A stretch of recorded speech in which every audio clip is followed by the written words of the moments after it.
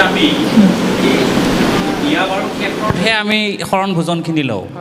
এতিয়া ধৰক 15 বছৰলৈ 15 বছৰীয়াজনকো আমাৰ পিতৃকৰ্ম কেনেকুৱা কৰাম, তেওঁ ঈশ্বৰ তত্ত্ব একোৱেই বুজি পোৱা নাই। আপুনি ক'লে যে আমাৰ ভাৱনাটো আমি যেতিয়া পিতৃকৰ্ম কৰিম, শ্ৰাদ্ধ কৰিম, এই ভাৱনাটো কৃষ্ণকহে অৰ্পণ কৰিব লাগিব। আমি কিন্তু মোৰ মৰা পিতৃকহে আমি পিতৃ শ্ৰাদ্ধপিণ্ড কৰোঁ। কিন্তু আজি আপুনি আমাক সুন্দৰভাৱে বুজাই দিছে যে আমি আচলতে মোৰ পৰম পিতা পৰমেশ্বৰকহে মই শ্ৰাদ্ধপিণ্ডখিনি কৰিব লাগে। কিন্তু এই 15 বছৰীয়াটো তেওঁ শৰণো নাই, ভজনো নাই, একো নাই, ঈশ্বৰ তত্ত্বটো অকণমান নাজানে, তেওঁকো আমি শ্ৰাদ্ধপিণ্ডত বহাই দিওঁ। তেওঁ কেনেকুৱা ধৰণৰ ঈশ্বৰক তেওঁ হেৰি কৰিব, অৰ্পণ কৰিব, ঈশ্বৰক কেনেকৈ অৰ্পণ কৰিব, তেওঁ যিহেতু ঈশ্বৰ তত্ত্বটোৱেই নাই তেওঁৰ।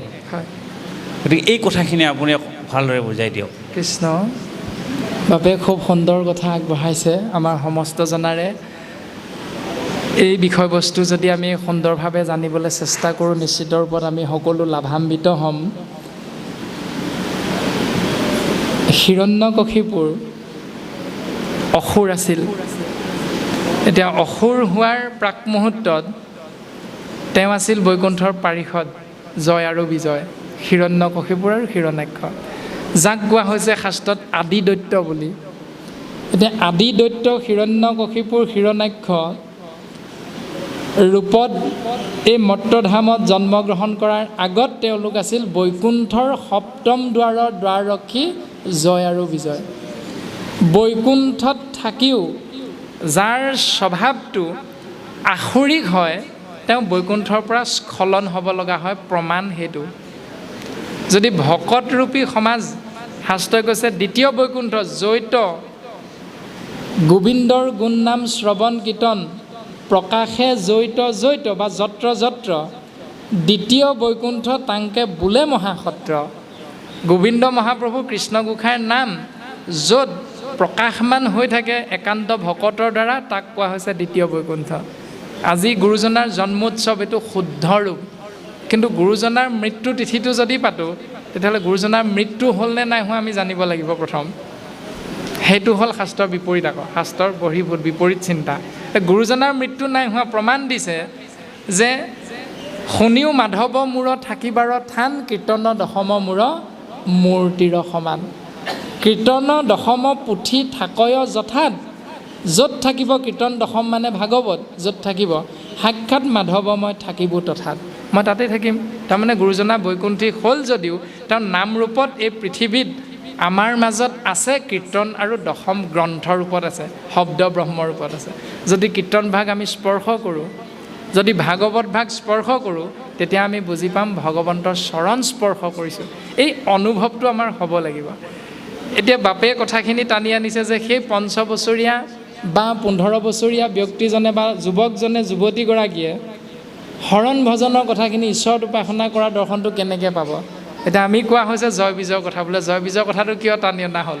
প্ৰথম কৃষ্ণৰ স্থানত থাকিও যদি মনক পৰিৱৰ্তন কৰিব নোৱাৰিলোঁ, তেতিয়াহ'লে জয় বিজয়ৰ দৰে বৈকুণ্ঠৰ পৰা এক লেতেৰা স্থানলৈ স্খলন হ'ব অসুৰজনী। এতিয়া অসুৰজনীত জন্ম হোৱা কথাটো যদি আমি চিন্তা কৰোঁ, পিতৃ আছিল কাশ্যপ, জন্মগতভাৱে কাশ্যপ হ'ল ব্ৰাহ্মণ কুলৰ, মাতৃ হ'ল দিতি, দিতিৰ গৰ্ভত ব্ৰাহ্মণৰ ঔৰসত জন্ম হোৱাৰ পাছতো হিৰণ্যকশিপুৰ হিৰণ্যাক্ষ কিয় শাস্ত্ৰই অসুৰ বুলি ঘোষণা কৰিলে। তাৰমানে ব্ৰাহ্মণৰ বীৰ্য অসুৰ নেকি? নিশ্চয় নহয়। সেই বুলি ক'লেতো আমাৰ খঙে উঠি যাব যে আমি ব্ৰাহ্মণ কুলত জন্ম হৈ আমাৰ বীৰ্য অসুৰ বুলি ক'বলৈ তুমি কোন? নহয়, শাস্ত্ৰই কৈছে নিশ্চয় ইয়াৰ কিবা এটা কাৰণ আছে। কাৰণটো কি? ঘড়ীৰ কাটাৰ হিচাপত সূৰ্য পূবফালে উদয় হৈ পশ্চিম ফালে মাৰ গৈ পুনৰ সূৰ্য পূবফালে উদয় হোৱা সেই সময়খিনিলৈকে 24 ঘণ্টা থাকে। আৰু এই 24 ঘণ্টা ঘড়ী আৱিষ্কাৰ হোৱাৰ আগত 8টা প্ৰহৰেৰে নামাকৰণ কৰা হৈছিল। 24 ঘণ্টাত 8টা প্ৰহৰ, মানে এটা প্ৰহৰত 3 ঘণ্টাকৈ পৰিছিল। আৰু সেই 3 ঘণ্টীয়া এটা প্ৰহৰত দিনৰ 12 ঘণ্টাত 4টা প্ৰহৰ, ৰাতিৰ 12 ঘণ্টাত 4টা প্ৰহৰ। এনেকৈ 8টা প্ৰহৰৰ সন্ধিয়া যি সময়ত আমাৰ বাপাইসকলে নামঘৰত নামঘৰীয়া বাপজনে দবা কোব মাৰে, ঘণ্টা বজায়, সেই সময়ত ঈশ্বৰ উপাসনা কৰাৰ সময় আমি সকলোৱে জানো। দবাৰ মাত শুনাৰ লগে লগে 1 ছেকেণ্ড 5 ছেকেণ্ড মৌন হৈ আমিও প্ৰত্যেকে য'তেই থাকোঁ ত'তেই কৃষ্ণ বুলি 1 ছেকেণ্ডৰ কাৰণে হ'লেও ভাবোঁ। সেইটো সংকেত ধ্বনি নামঘৰীয়াই দিয়ে গাঁওখনৰ ৰাইজক। আৰু সেই মুহূৰ্ততে কাশ্যপ ঋষিয়ে তেনেকৈ যেতিয়া ঈশ্বৰ উপাসনা কৰিবলৈ গৈছিল, সেই মুহূৰ্ততে তেওঁ ধৰ্মপত্নী দ্বিতীয়ে গৈ কামনা বাসনা চৰিতাৰ্থ পূৰণ কৰিবলৈ স্বামীক উত্তাউল কৰিছিল। আৰু স্বামীয়ে বুজাই দিছিল যে এই সময়ত শিৱই তেওঁ ভূত প্ৰেতগণক লগত লৈ ঘূৰি ফুৰে, সেইকাৰণে শিৱৰ যদি ৰোষত পৰা যায় তেতিয়াহ'লে আমাৰ সন্তান কিন্তু বেয়া সন্তান হ'ব। গতিকে তুমি অকণমান ধৈৰ্য ধৰা, ঈশ্বৰক উপাসনা কৰোঁ, নিশ্চিত ৰূপত তোমাৰ আশা আমি পূৰণ কৰা হ'ব। কিন্তু পত্নীয়ে মানি নল'লে, আৰু মানি নোলোৱাৰ কাৰণে তেওঁলোকৰ গৰ্ভত 4ৰ্থ প্ৰহৰতে জন্ম হোৱা সেই সন্তানটো আসুৰিক স্বভাৱৰ হ'ল কাৰণে অসুৰ যোনিত জন্ম হোৱা বুলি কৈছে। ব্ৰাহ্মণৰ বীৰ্য হয়, কিন্তু সন্তান জন্ম দিয়া উপযুক্ত সময়টো নোহোৱাৰ বাবে তেওঁক অসুৰ যোনি বুলি কোৱা হৈছে। 1 নম্বৰ কথা। আৰু 2 নম্বৰতে ৰাৱণ, কুম্ভকৰ্ণ, বিভীষণৰো জন্ম হৈছে ব্ৰাহ্মণৰ ঔৰসত। ব্ৰাহ্মণৰ ঔৰসত জন্ম হৈও ৰাৱণ আৰু কুম্ভকৰ্ণ শাস্ত্ৰই অসুৰ বুলি ক'লে, কিন্তু বিভীষণক কৃষ্ণৰ ভকত বুলি কৈ দিলে, ৰামৰ ভকত। তাত দৰ্শনটো হৈছে কৰ্ম। আপুনি মই কোন বংশত জন্ম হৈ কি উপাধি লৈ আছোঁ এইটো ডাঙৰ কথা নহয়, আপোনাৰ মোৰ কৰ্মৰ আঁচনিখন শাস্ত্ৰৰ লগত মিলি আছে নে নাই। যদি মিলিছে তেতিয়াহ'লে বিভীষণৰ দৰ্শনটো হ'ল ভকত। একেজন পিতৃ একেগৰাকী মাতৃৰে পুত্ৰ ৰাৱণ কিন্তু ৰাক্ষস নামেৰে আপুনি মই চিনি পাওঁ। এইটো হ'ল কৰ্মৰ দৰ্শনটো। ব্ৰাহ্মণৰ কৰ্ম হ'ল বেদ অধ্যয়ন কৰা। তাৰপিছত ক্ষত্ৰিয়ৰ স্বধৰ্ম হ'ল আশ্ৰিতসকলক শত্ৰুৰ পৰা ৰক্ষণাবেক্ষণ দিয়া। তাৰপিছত বৈশ্য আৰু শূদ্ৰসকলৰ স্বধৰ্ম হ'ল বৈশ্যসকলৰ বেপাৰ বাণিজ্য ব্যৱসায় বাণিজ্য কৰা, আৰু শূদ্ৰসকলৰ হাল কোৰ বাই যিটো খেতি বাতি কৰা যিটো দৰ্শন, সেইটো হ'ল বৈশ্য আৰু শূদ্ৰসকলৰ দৰ্শন, স্বধৰ্ম। এতিয়া সেইবিলাক এৰি ভাগৱত শাস্ত্ৰই কৈছে যে স্বধৰ্মক তেজী ভজই কৃষ্ণক সম্প্ৰতি। যদি স্বধৰ্মবিলাক এৰিও তোমালোকে কৃষ্ণক যদি আশ্ৰয় কৰা, ভৈল ভ্ৰষ্ট যদি বা অলপতে গৈল প্ৰাণ, জানা নাহি তথাপি তাহাৰ অকল্যাণ। মনত ৰাখিবা, তুমি জন্মগতভাৱে ব্ৰাহ্মণ হয়, তোমাৰ কৰিব লাগিছিল অধ্যয়ন বেদ, কিন্তু কনৌজপুৰত একো আছিল ব্ৰাহ্মণ অতি অনাচাৰী দ্বিজ নামে অজামিল। ব্ৰাহ্মণ আছিল অজামিল, কিন্তু তেওঁৰ লগত যোগ হ'ল অতি অনাচাৰী বুলি ক'লে শাস্ত্ৰই। কীৰ্তন গ্ৰন্থত আছে, ভাগৱতত আছে। জন্ম কোন কুলত হৈছে এইটো ডাঙৰ কথা নহয়, তোমাৰ কৰ্মৰ শুদ্ধতাটো আছেনে নাই এইটো আটাইতকৈ ডাঙৰ কথা। তাৰপিছত প্ৰমাণ দিলে হিৰণ্যকশিপুৰ দৈত্য হোৱাৰ পাছতো দৈত্যৰ বীৰ্যত কিন্তু ধৰ্মপত্নী গৰ্ভত ভকত প্ৰহ্লাদৰ জন্ম হ'ল। কিয়? ভকতৰ জন্ম হ'ব নালাগিছিল অসুৰৰ বীৰ্যত, কাৰণ শাস্ত্ৰই কৈছে হিৰণ্যকশিপুৰে তেওঁ ধৰ্মপত্নীক কায়াধুৰ বাক্য পালন কৰি নাৰায়ণ নাৰায়ণ তেওঁ ঘোৰ শত্ৰুৰ নাম অনিচ্ছাকৃতভাৱে উচ্চাৰণ কৰিছিল যদিও সেইটো নিৰন্তৰ অভ্যাস হৈ গ'ল 8 নম্বৰ প্ৰহৰটোলৈকে। প্ৰথম ক'লে কায়াধুৱে যে স্বামী তুমিতো গৈছিলাগৈ ব্ৰহ্মাৰ পৰা বৰ ল'বলৈ, কিমান দিনৰ মূৰত ঘূৰি আহিলাহেঁতেন তাৰ কোনো ঠিকনা নাই। গতিকে আজি তুমি যেতিয়া কিবা এটা নাম শুনি উভতি আহিলা মোক কোৱাচোন, তুমিনো কাৰ নাম শুনি উভতি আহিলা? হিৰণ্যকশিপুৰটো প্ৰথম খঙে উঠিল, বোলে মই নাৰায়ণৰ নাম শুনিলোঁ, মোৰ ভাতৃক বধ কৰা সেইটোৰ নাম, কেলৈ সুধিছা তুমি মোক এইটো নাম? স্বামীয়ে কৈছে, কায়াধুৱে কৈছে, স্বামী তুমি খং কিয় কৰিছা? তোমাৰ মুখত নাৰায়ণ নামটো ইমান ধুনীয়া লাগিছে, তুমি আকৌ কোৱাচোন স্বামী। ইমান বুদ্ধিমতী ৰসত চতুৰ যিটোজন কৃষ্ণৰ চৰণে দিয়া মন, পৰম সন্তোষে পিউক ৰস অমৃত। গুৰুজনাই লিখিছে সুন্দৰভাৱে। গতিকে পত্নী কায়াধুৱে সেই নিয়মটো পালন কৰিছে যিটো শাস্ত্ৰসন্মত, যে স্বামী খং নকৰিবাচোন, মইতো তোমাক একো বেয়া দেখা নাই, তুমি ইমান ধুনীয়াকৈ ঈশ্বৰৰ নামটো ল'লা, বৰ সুন্দৰ লাগিছে তোমাৰ মুখত নাৰায়ণ শুনি, আকৌ কোৱাচোন স্বামী কাৰ নাম শুনি তুমি উভতি আহিলা? লাহে লাহে খং কমি গৈ আছে, নাৰায়ণ নামটো উচ্চাৰণ কৰি গৈ আছে, বোলে প্ৰিয়ে এই নাৰায়ণৰ নাম শুনিলোঁ মই আজি, সেইকাৰণে উভতি আহিলোঁ। লাহে লাহে সুৰটো পৰিৱৰ্তন হৈছে আৰু শেষত গৈ প্ৰিয়ে নাৰায়ণৰ নাম শুনি আহিলোঁ। সেই তেনে মুহূৰ্ততে 8ম প্ৰহৰত, ৰাতিৰ 4ৰ্থ প্ৰহৰত, মানে একেবাৰে শেষ প্ৰহৰত অসুৰ হিৰণ্যকশিপুৰৰ বীৰ্য তেওঁৰ ধৰ্মপত্নী কায়াধুৱে তেওঁ গৰ্ভত গ্ৰহণ কৰিছে। নাৰায়ণৰ নাম শ্ৰৱণ কৰাই কীৰ্তন কৰোৱাই আৰু সেইকাৰণে গৰ্ভস্থ সন্তান ভক্ত হৈছে। তাৰ পাছৰ পৰ্যায়খিনি 5 বছৰলৈকে দেৱঋষি নাৰদৰ তত্ত্বাৱধানত আছে, গৰ্ভত আছে সন্তান। আৰু সেই সময়খিনিত তেওঁৰ ধৰ্মপত্নীয়ে নাৰদ সৎসংগৰ পৰা কীৰ্তন দশম ঘোষা ৰত্নাৱলী যি আমাক গুৰুজনাই এতিয়া দিছে, সেইখিনি 4 বেদ 14 শাস্ত্ৰ 18 পুৰাণ ৰূপত তেতিয়া আছিল। আৰু এতিয়া গুৰুজনাই তাক সংক্ষিপ্ত ৰূপত কীৰ্তন দশম ঘোষা ৰত্নাৱলীলৈ এনেধৰণে তাক সাৰ তত্ত্ববিলাক উদ্ধাৰ কৰি আনি নামাকৰণ কৰিছে বস্তুবিলাক। এতিয়া সেই সময়ত সেই 4 বেদ 14 শাস্ত্ৰ 18 পুৰাণ মহান গ্ৰন্থৰ মহান তত্ত্ব দেৱঋষি নাৰদৰ পৰা কায়াধুৱে শুনিছিল। আৰু শুনাৰ বাবে গৰ্ভস্থ সন্তানেও শুনিছে।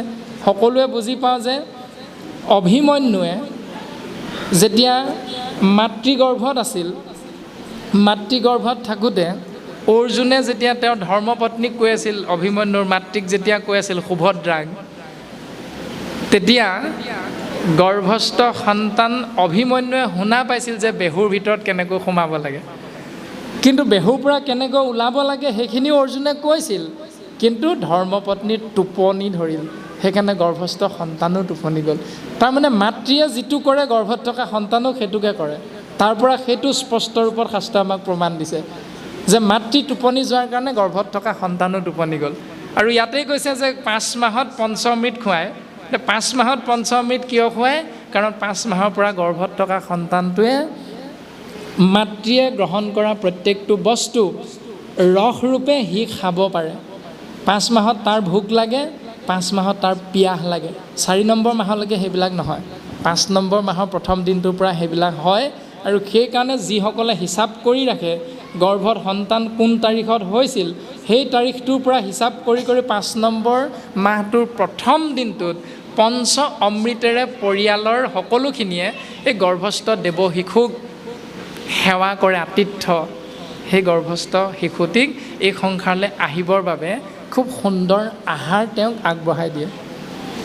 আৰু যিডাল নাৰী হৰিল, যিডাল নাৰী নাই হৰা বুলি সমাজত এটা নিয়ম থাকে, চোৱা বুলি, বোলে আমুকৰ ঘৰত ল'ৰা এটা জন্ম হ'ল, নাৰী হৰা নাইও, গতিকে নামঘৰলৈ যাব নোৱাৰ। বা কোনোবা সমাজত নাৰী নহৰিলেও নামঘৰলৈ যায়। প্ৰত্যেকৰ নিজৰ নিজৰ সমাজৰ নিয়ম, এইবিলাক আমাৰ দৰকাৰ নাই এইবিলাক। কিন্তু মূল বিষয়বস্তুটো হ'ল যে যিডাল নাৰী ডাক্তৰে অপাৰেশ্যন কৰোঁতে কাটি দিয়ে, সন্তানটো আৰু মাতৃৰ লগত বিচ্ছিন্ন কৰি দিয়ে, সেই নাৰীডালৰ নাম হ'ল আপ্যায়নী নাৰী। 72,000 নাৰী আমাৰ শৰীৰটোত আছে, তাৰ ভিতৰত আপ্যায়নী নাৰী। সেই নাৰীডালৰ দ্বাৰা মাতৃয়ে খোৱা আহাৰ ৰসৰূপে গৰ্ভস্থ সন্তানটোৱে খাই থাকে। সি মুখেৰে নাখায়, সি কাণেৰে নুশুনে। গৰ্ভত থাকোঁতে সেই নাৰীডালৰ যোগসূত্ৰৰ দ্বাৰাহে সন্তানটোৱে মাতৃয়ে খোৱা আহাৰ খায়, মাতৃয়ে শুনা কথা শুনিব পাৰে। যদি মাতৃ টোপনি যায় তেতিয়াহ'লে সন্তানো টোপনি যায়। মাতৃয়ে যদি জ্বলা টেঙা লোণ খায় তেতিয়াহ'লে সেই অখাদ্য খোৱাৰ কাৰণে গৰ্ভত সন্তানটো ঘনে ঘনে মূৰ্ছা যায়। আমি বাপে কোৱা কথাখিনি প্ৰাৰম্ভিক পৰ্যায়লৈ টানি অনা হৈছে। তাৰমানে দুখটো সন্তানটোৰ নহয়, দুখটো পিতৃ মাতৃৰ আছে। সেইটোহে ভাগৱতে কৈ আছে যে 15 বছৰলৈকে আমি শৰণ ভজন নিদিলোঁ ল'ৰাটোক, বুজাব নোৱাৰিলোঁ, মানে পিতৃয়ে আমি নুবুজাৰ কাৰণেহে পুত্ৰই নুবুজিলে। মূল বিষয়টো হ'ল সেইটো।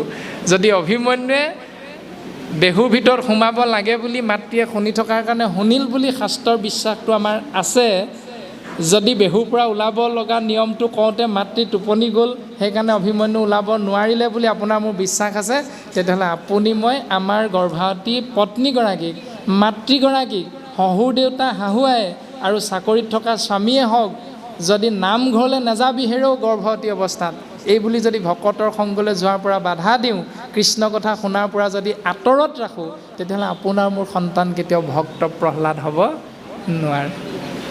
শাস্ত্ৰই প্ৰমাণ দিছে। গতিকে গৰ্ভৱতী মাতৃক শহুৰ দেউতা যদি ভকতীয়া হয়, তেতিয়াহ'লে তেওঁ নামঘৰত সোমাওঁতেই বোৱাৰীগৰাকীক ওচৰত লৈ বোলে মই ভাগৱত পঢ়িম তুমি শুনাই, এই বুলি অন্ততঃ সংস্কাৰটো আমি যদি তেতিয়াৰ পৰা দিওঁ, তেতিয়াহ'লে সেই সন্তানে কেতিয়াও বিপৰীত নিয়মটো আশ্ৰয় নকৰে।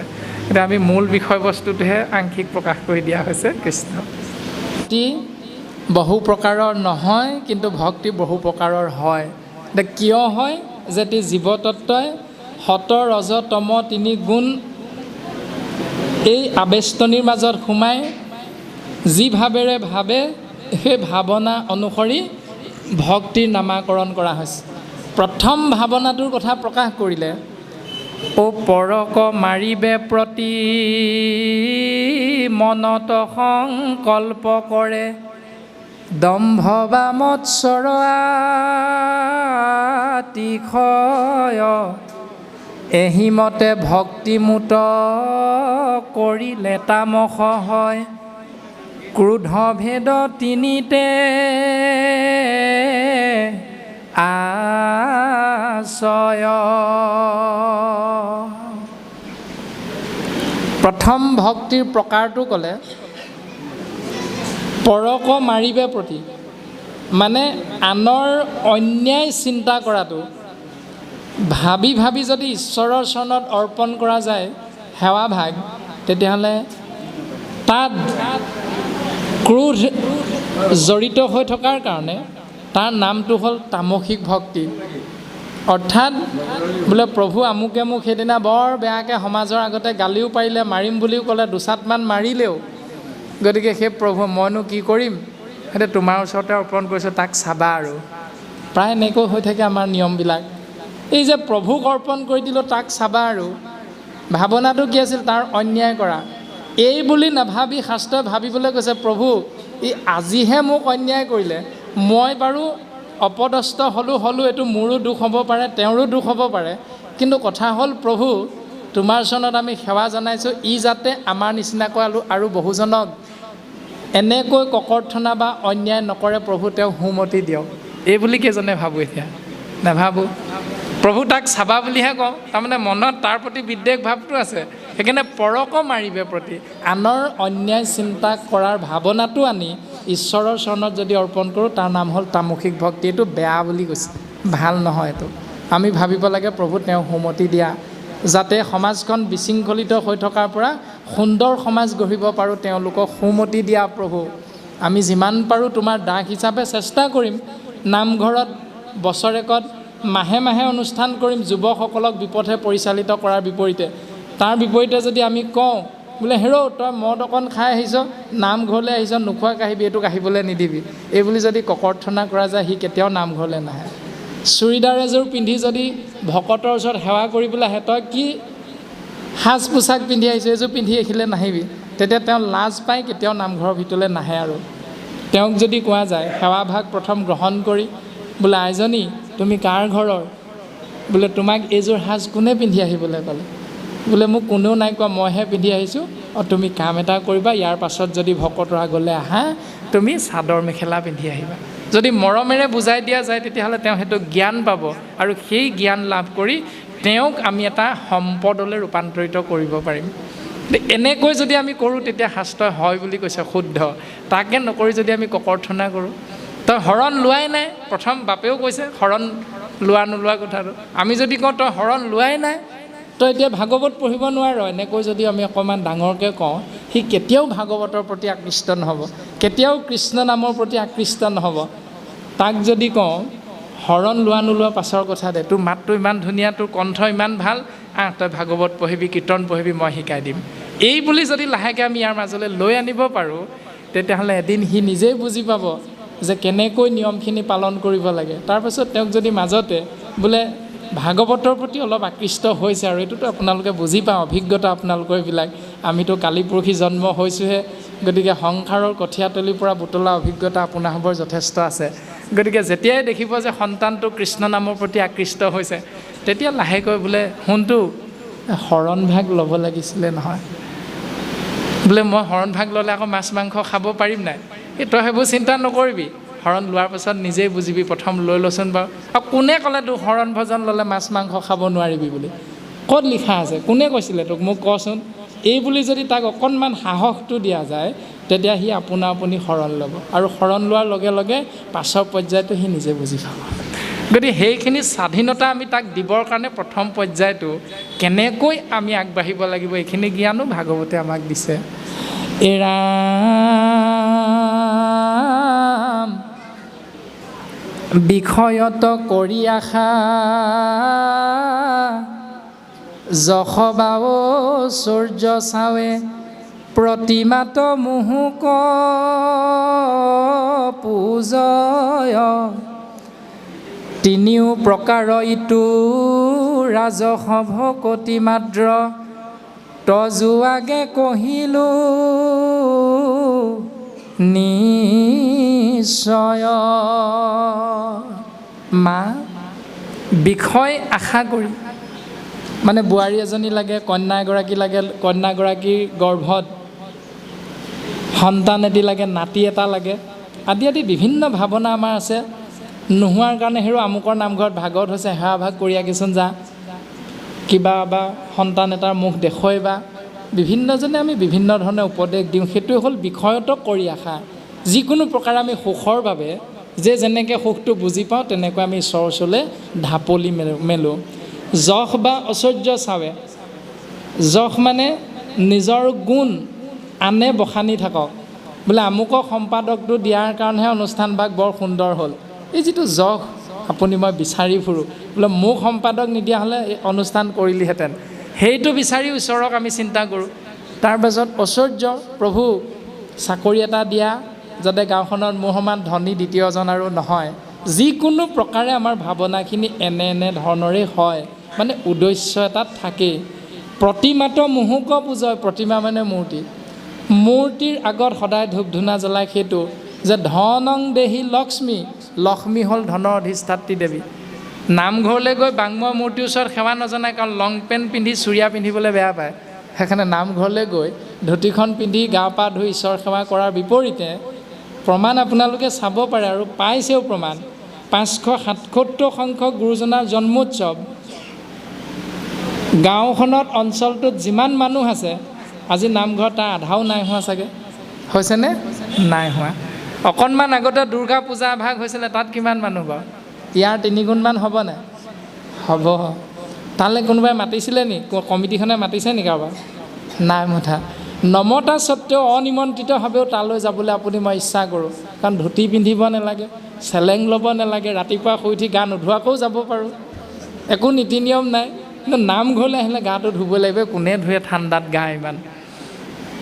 এইবিলাক চিন্তা আমাৰ থাকে, আৰু তাকে প্ৰকাশ কৰিছে বৰ্তমান যে প্ৰতিমাতো মুহুক পূজা, ধনং দেহি লক্ষ্মী বুলি তাত গৈ ধূপডাল জনাব পাৰোঁ, তাত বাধা নাই।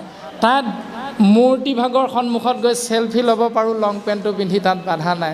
কিন্তু গুৰু এখনক পিছ পেলাই আপুনি মই ইয়াত বহিবও নোৱাৰোঁ, ইয়াত কিছুমান নীতি নিয়ম আছে। এই যিবিলাক দৰ্শন, এইবিলাক যুৱসকলে আমি টানিবলৈ প্ৰায় টান পাওঁ মানি চলিবৰ কাৰণে। তাৰপাছত বিদ্যাং দেহি সৰস্বতী, এনেকৈ আমি বিভিন্ন 33 কোটি দেৱ দেৱতাৰ একোটা মূৰ্তি নিজৰ মনেৰে ভাবি ভাবি আমি তাক গঢ় দি আমি সেই ব্যৱস্থাৰ মাজেৰে জীৱনটো আগবঢ়াই নিবলৈ চেষ্টা কৰোঁ।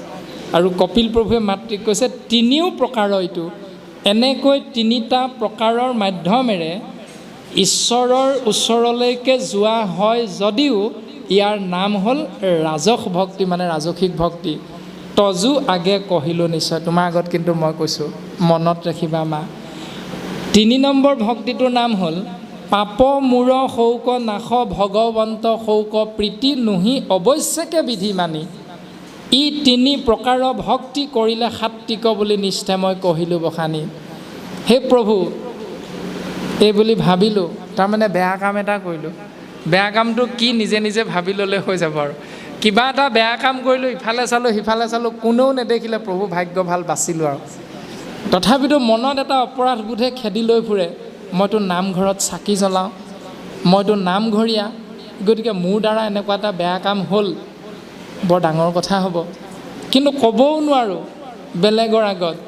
সেইকাৰণে সেইটোকে ভাবি ভাবি বা তেনেকুৱা চিন্তাৰ বশৱৰ্তী হৈ পাপ মূৰ শৌক নাশ, হে প্ৰভু তুমি মোৰ পাপটো খণ্ডন কৰিবা। জানে তেওঁ পাপ কি পুণ্য কি, তৎসত্বেও তেওঁৰ দ্বাৰা কিন্তু অপৰাধ কৰ্মটো হৈ গ'ল, উপায় নাই। প্ৰভু পাপৰ পৰা পৰিত্ৰাণ দিবা, হে প্ৰভু তুমি মোক যেন ভাল পাই থাকা। নুহি অৱশ্যকে বিধি মানি, কোনো বিধি বিধান নীতি নিয়ম নামানি কেৱল সেইটো চিন্তাত ব্ৰতী হৈ থাকে। ই 3 প্ৰকাৰৰ ভক্তি কৰিলে সাত্বিক বুলি নিশ্চয় মই কহিলোঁ বখানি। এইটো নামেই হ'ল সাত্বিক ভক্তি। এতিয়া তাৰে এটা উদাহৰণ বা দৰ্শন যদি চাওঁ, এই স্থানলৈ আমি যিমানকেইজন বাপ আই বিভিন্ন স্থানৰ পৰা আহিছোঁ, কোনোবাই খোজকাঢ়ি আহিছোঁ, খোজকাঢ়ি অহাসকলৰ কথা নাই কোৱা, যিসকলে ন্যূনতম বাহন হিচাপে চাইকেল এখন হ'লেও লৈ আহিছোঁ, তাতকৈ ওপৰলৈ নাযাওঁ বাৰু, চাইকেল এখন লৈ হ'লেও যিসকল আহিছোঁ, হঠাৎ আহি থাকোঁতে চাইকেলখনৰ যদি চকাটো ফুটি যায়, মানে পম্পটো নাইকিয়া হৈ যায়, চকাটোৰ ভিতৰত কি থাকে? বায়ু থাকে। বায়ু নথকা জেগা ক'ৰবাত আছে নি? এই বিশ্ব ব্ৰহ্মাণ্ডত বায়ু নথকা জেগা ক'ত আছে? সকলোতে বায়ু আছে। একাদশ স্কন্ধত কৃষ্ণইও কৈছে উদ্ধৱৰ আগত, সমস্ত ভূততে ব্যাপী আছোঁ মই হৰি, মই সকলো ভূততে আছোঁ।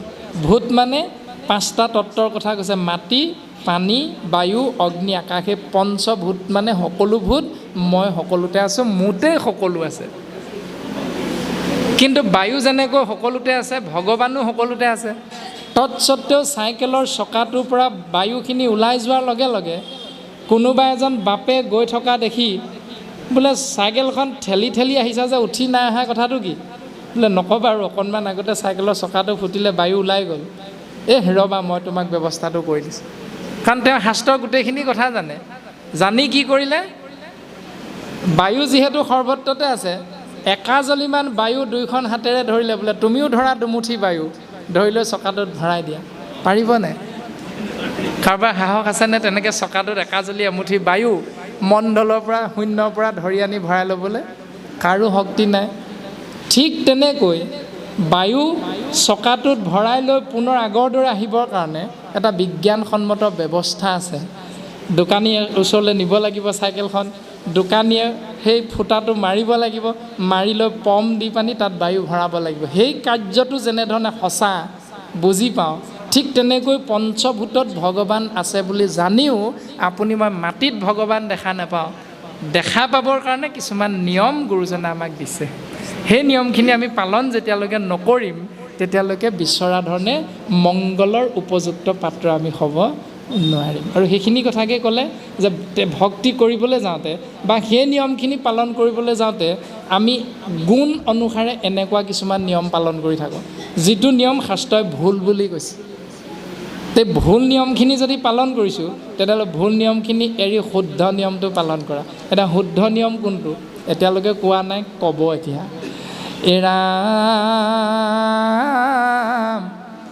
প্ৰতিমা পূজয় আৰু ভেদভাৱ দৰ্শন, তিনিটো সমান ককয়, উত্তম মধ্যম ক্ৰমে তামসাদি ভক্তি মাজে, তিনি মতে ভেদ হয়। এনেকৈ এটা মূৰ্তিৰ আগত বা এখন ফটোৰ আগত ধূপ ধূনা জ্বলাই সেৱা কৰোঁ, বা বাংময় মূৰ্তি গুণমালাক আসনত প্ৰতিষ্ঠা কৰিয়ে সেৱা কৰোঁ, যেনেকৈ নকৰোঁ কোনো কথা নাই। সকলোকে প্ৰতিমা বুলিয়ে বৰ্তমান শব্দ ব্ৰহ্ম আমাক চিনাকি দিছে। ভেদ ভাৱ কৰি কৰি যদি এনেকৈ ঈশ্বৰৰ চিন্তাত ব্ৰতী হওঁ, তেতিয়াহ'লে তাৰ আকৌ 3টা দৰ্শন দিলে, সেয়া হ'ল উত্তম, মধ্যম আৰু অধম। নামঘোষা শাস্ত্ৰত মাধৱ গুৰুজনাই কৈছে, অধমে কেৱল দুখ, লৱয় মধ্যমে দুখ গুণ কৰিয়া বিচাৰ। যে অধমসকলে আনৰ দুখটো দেখি থাকে। এতিয়া আপুনি আমি যদি কেৱল আনৰ দুখ খুচৰি ফুৰোঁ, তেতিয়াহ'লে আপুনি মই বেলেগক চিনাকি দিব নালাগে আমি কোন ভকতৰ কোনটো শাৰীত পৰিছোঁ। সেই ঘোষা জোকা চালেই নিজে বুজি পাই যাওঁ, তাৰমানে ময়ে অধম ভকত। যদি আনৰ দুখ গুণবিলাক বিচাৰ কৰি থাকোঁতে ভাল কোনটো বেয়া কোনটো এটাও আমি উলিয়াই আনিব নোৱাৰোঁ, এইটো ভাল এইটো বেয়া বুলি, তেতিয়াহ'লে বিচাৰ কৰিব নোৱাৰাৰ কাৰণে আমাক মধ্যম ভকতৰ শাৰীত ৰাখিলে। আৰু উত্তম জনে দুখ আৰু গুণৰ পৰা লৱয়ক কেৱল গুণ বুলি কৈছে। যিজনে দুখ আৰু গুণ বিচাৰ কৰি বোলে তোমালোক দুজনে কাজিয়া কৰিলা, বা তোমালোকৰ কাজিয়াৰ সেই মীমাংসাটো, আলোচনাৰ মীমাংসাটো কৰিবলৈ হ'লে তোমালোকে কোৱা দুইজনে কি হৈছিল। দুইজনে যেতিয়া ক'লে নিজৰ নিজৰ কথা, আৰু তেতিয়া সেই মীমাংসা কৰিবলৈ দিয়া বাপজনে যেতিয়া ক'লে যে প্ৰকৃততে দুখটো তোমাৰ, এইটো তোমাৰ দুখ আছিল, তুমি এনেধৰণে নকৈ এনেধৰণে ক'ব লাগিছিল, এইটো শাস্ত্ৰই এনেকৈ কৈছে, এই বুলি যদি বুজাই দি আজিৰ পৰা তুমি এই ভাল নিয়মটো ল'বা, সেইজন হ'ল উত্তম ভকত। তেনেকৈ নিজে আমি যিখিনি গুণ আয়ত্ব কৰিম শাস্ত্ৰৰ পৰা ভালটো, তেতিয়া উত্তম ভকত। আৰু উত্তমে অল্প গুণ কৰিয়া বিস্তাৰ। যিজন একেবাৰে উত্তম হাৰিলে যাব, তেওঁৰ দৰ্শন হ'ল যে এজন ব্যক্তিৰ লগত স্বাভাৱিকতে শৰীৰত 100টা গুণ থাকে, যাক সগুণ বুলি কোৱা হৈছে। 100 গুণ। এতিয়া সেই 100 গুণৰ ভিতৰত 99টা বেয়া গুণ, কিন্তু এটাহে ভাল গুণ আছে। যিসকলে গোটেই 99টা বেয়া গুণেৰে মানুহজনক অপদস্থ কৰিব, সেইসকল অধমৰ শাৰীত থাকিব। আৰু যিজনে ক'ব হেৰা তোমালোকে যে তেওঁক ইমান বেয়া বুলি কৈছা, তেওঁ দেখোন ইমান ভাল বুলি কৈ সেই এটা ভাল গুণকে ইমান সুন্দৰভাৱে সমাজত প্ৰতিষ্ঠা কৰি মানুহজনক ভাল বুলি প্ৰমাণ কৰি দিব, যিজনে সেই কামটোৰ দৰে দায়িত্বটো পালন কৰিব, সেইজন হ'ল উত্তম ভকত। এতিয়া আমি কোনটো গুণ ল'ম, কোনটো শাৰীত নিজকে ৰাখিম, সেইটো শাস্ত্ৰ অধ্যয়ন কৰি আপোনাৰ মোৰ নিজৰ চিন্তা। এতিয়া আমি কোনো কাকো দুখিব নোৱাৰোঁ যে তোমালোক অধম, তোমালোক মধ্যম, তোমালোক উত্তম, তেওঁ অতি উত্তম, এইবিলাক আমি কোনেও কাকো চাৰ্টিফিকেট দিব নোৱাৰোঁ। চিন্তা কৰ্ম আপোনাৰ মোৰ প্ৰত্যেকৰে নিজৰ। এতিয়া ভাগৱতে এনেকৈ সিদ্ধান্ত দিছে। আৰু এনেকুৱা সিদ্ধান্তৰ মাজত 3টা দৰ্শন আহিল, অধম, মধ্যম, উত্তম। এতিয়া ইয়াত কৈছিল তম গুণৰ কথা, ইয়াত কৈছিল ৰজগুণৰ কথা, যে বিষয়ত কৰি আশা। ইয়াত 3টা আছে, এটা হ'ল অধম, এটা হ'ল মধ্যম, এটা হ'ল উত্তম। বিষয়ত কৰি আশা মানে ল'ৰা এটা জন্ম হ'ল, ধৰি ল'বলৈহে কোৱা হৈছে। বিষয় মানে আমি সেইটোৱে ধৰি লৈছোঁ। এই বিষয়ৰ মাজত সোমাই সন্তান এটি জন্ম হ'ল। জন্ম হোৱাৰ লগে লগে পিতৃ মাতৃয়ে ভাবিলে যে ল'ৰাটো জন্ম হ'ল, জন্মদিনটোত মানে কি খুৱাম, কাক মাতিম। সেই নিয়মটো পালন কৰিবলৈ গৈ ল'ৰাটোৰ মংগলৰ বাবে খানা এটা দিলে, আমলৰীয়া হাঁহ এটা বধ কৰিলে, মানে মাৰিলে। সন্তানটোৰ মংগল বিচাৰি অন্য এটা জীৱৰ অপকাৰ কৰিলে, সেইটো হ'ল অধম। দ্বিতীয়তে, সন্তানটোৰ জন্ম হোৱাৰ লগে লগে বংশ পৰিয়ালে কি কৰিলে, যে তাৰ নাৰী হৰা নাই, মই নামঘৰ ভাগৱত অনুষ্ঠানলৈ যাব নোৱাৰোঁ, সেইটো হ'ল অধম। কাৰণ জন্মত চোৱাটো নাথাকে, জন্মৰ চোৱাটো কেৱল জননা শৌচটো কেৱল পিতৃ মাতৃৰ গাত থাকে। আৰু পিতৃ স্নান মাত্ৰেই শুদ্ধি হৈ যায়, কেৱল মাতৃৰ লগতহে থাকে চোৱাটো। গতিকে বংশ পৰিয়ালত জন্ম চোৱা নাথাকে। তাৰ কাৰণে আমি বংশ পৰিয়ালে নাম অনুষ্ঠান, ধৰ্মীয় অনুষ্ঠানলৈ যাবও পাৰিম, অনুষ্ঠান কৰিবও পাৰিম, ই শাস্ত্ৰসন্মত।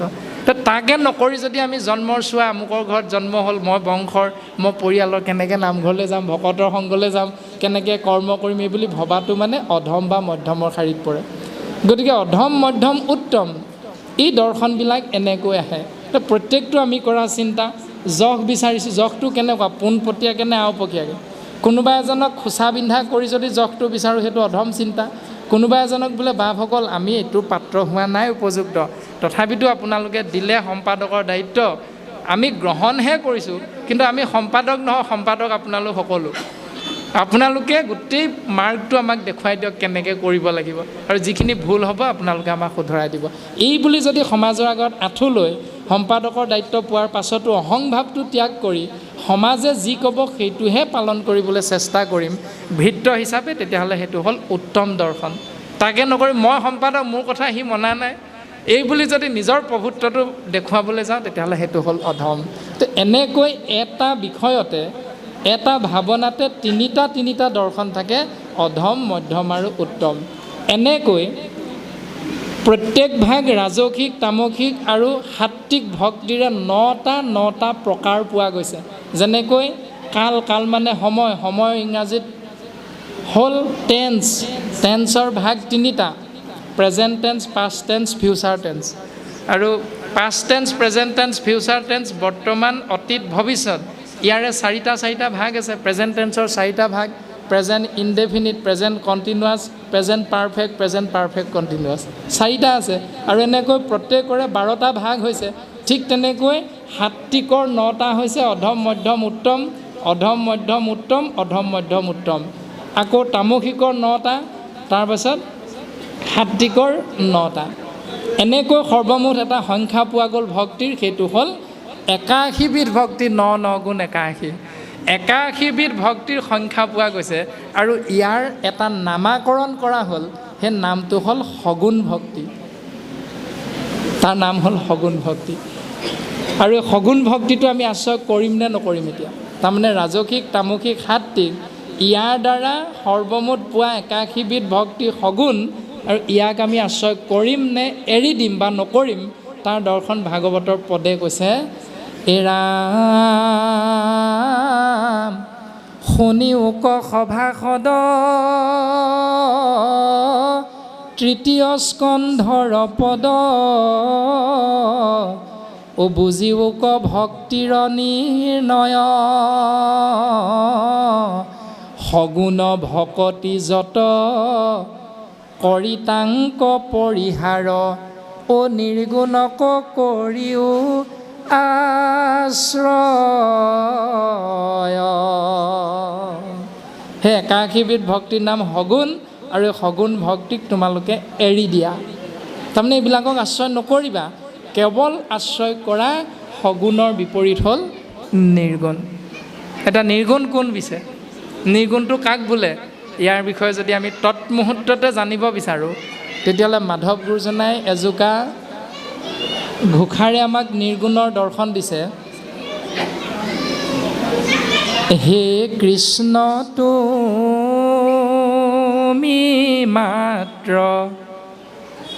চৈতন্য স্বৰূপ নিত্য, সত্য শুদ্ধ জ্ঞান সন্দিত,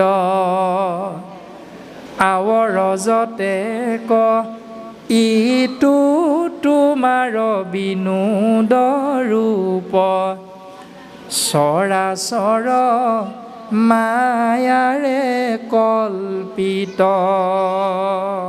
হে প্ৰভু, হে কৃষ্ণ, তুমিহে সত্য, তুমিহে নিত্য, তুমিহে শুদ্ধ। এই শব্দকেইটাৰ বিপৰীত কি হ'ব? কৃষ্ণ যদি সত্য, সত্যৰ বিপৰীত হ'ল অসত্য। প্ৰমাণ, ব্ৰহ্মাকে ধৰি জীৱ জগত মায়াত পৰি আছে, মানে অসত্য। তাৰমানে কৃষ্ণ যদি সত্য, তেওঁৰ দ্বাৰা সৃষ্টি 33 কোটি দেৱ দেৱতা হ'ল অসত্য।